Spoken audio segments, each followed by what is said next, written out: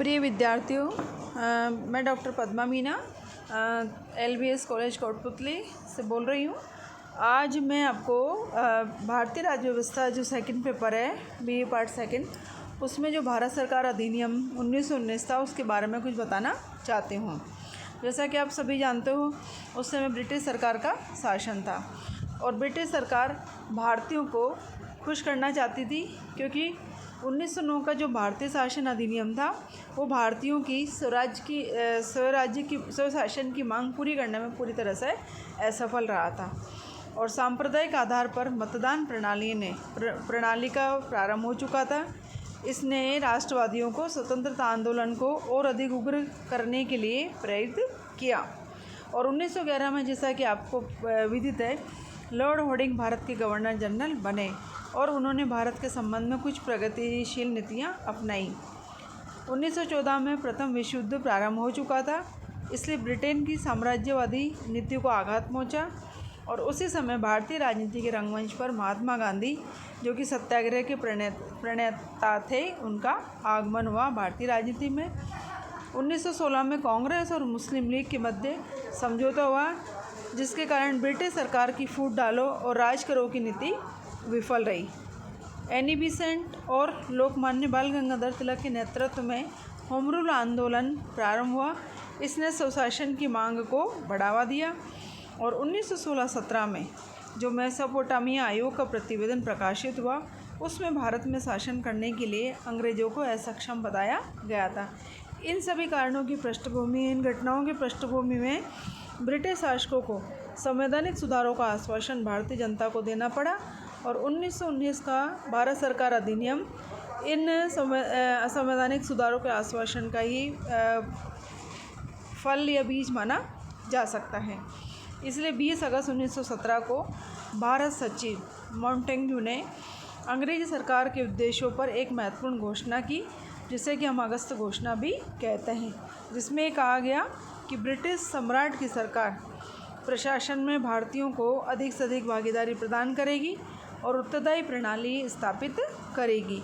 और इसी के फलस्वरूप भारत मंत्री मॉन्टेग्यू और उस समय के गवर्नर जनरल लॉर्ड चैम्सफोर्ड के द्वारा ब्रिटिश संसद को एक प्रतिवेदन प्रस्तुत करना पड़ा और ब्रिटिश संसद द्वारा 1919 का भारतीय शासन अधिनियम पारित किया गया, जिसे मॉन्टेग्यू चैम्सफोर्ड सुधार भी कहा जाता है। इस अधिनियम की मुख्य विशेषताएं हैं, उनका मैं आप लोगों के सामने व्याख्यान करना चाह रही हूँ।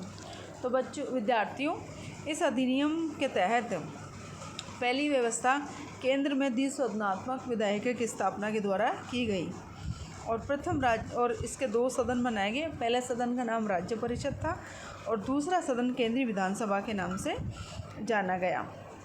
राज्य परिषद उच्च सदन था, जिसके सदस्यों की संख्या 60 थी।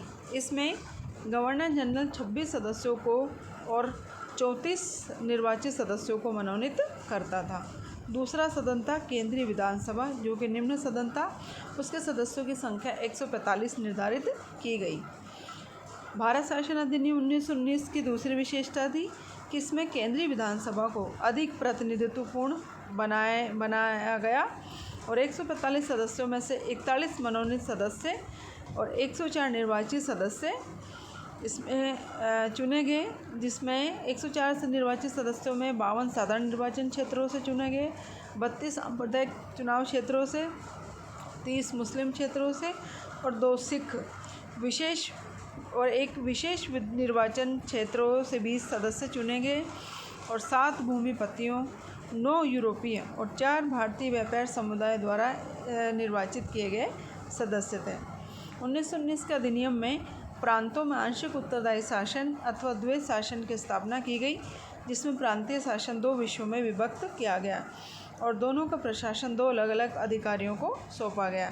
ये अधिकारी होते जिनके स्वरूप और उत्तरदायित्वों में पर्याप्त भिन्नता थी।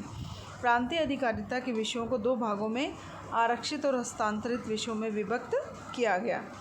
प्रांतीय सूची में 51 विषयों में से 29 आरक्षित विषय थे, जिनका प्रशासन गवर्नर और उसके सभासदों द्वारा किया जाता था और शेष 22 हस्तांतरित विषयों को गवर्नर और उसके मंत्रियों को सौंपा गया।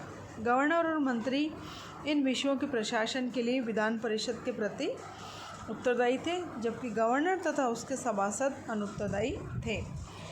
1919 के अधिनियम की एक विशेषता थी कि सांप्रदायिक मताधिकार का इस अधिनियम के द्वारा विस्तार किया गया और 1919 के अधिनियम के द्वारा पंजाब में सिखों को और कुछ प्रांतों में यूरोपियनों को, एंग्लो इंडियनों को और भारतीय ईसाइयों को भी पृथक प्रतिनिधित्व प्रदान किया गया। इस अधिनियम के द्वारा प्रत्यक्ष निर्वाचन प्रणाली लागू की गई और लोगों का मताधिकार 30% से बढ़ाकर 10% कर दिया गया। 1919 के अधिनियम की 5वीं विशेषता थी कि इंग्लैंड में इस अधिनियम के द्वारा एक हाई कमिश्नर की नियुक्ति की गई, जो भारत सरकार के एजेंट के रूप में कार्य करता था और इसे भारतीय खजाने से वेतन दिया जाता था। भारत सचिव का वेतन अंग्रेजी राजस्व से देना निर्धारित किया गया। इससे पूर्व 1793 से यह वेतन भारतीय राजस्व से दिया जाता था। 1919 के अधिनियम की अन्य विशेषता थी कि इस अधिनियम द्वारा भारतीय प्रांतों में विधान परिषद का गठन किया गया और प्रांत और उसके परिषद में सदस्यों की संख्या बम्बई में 11, मद्रास में 127, बंगाल में 239, संयुक्त प्रांत में 123 और पंजाब में 93, बिहार और उड़ीसा में 103 और मध्य प्रांत और बरार में 70 और आसाम में 53 निर्धारित की गई थी। अब मैं आपको अगले व्याख्यान में 1919 के अधिनियम की अन्य विशेषताएं क्या थी उसके बारे में कल आपको मैं बताऊंगी। धन्यवाद।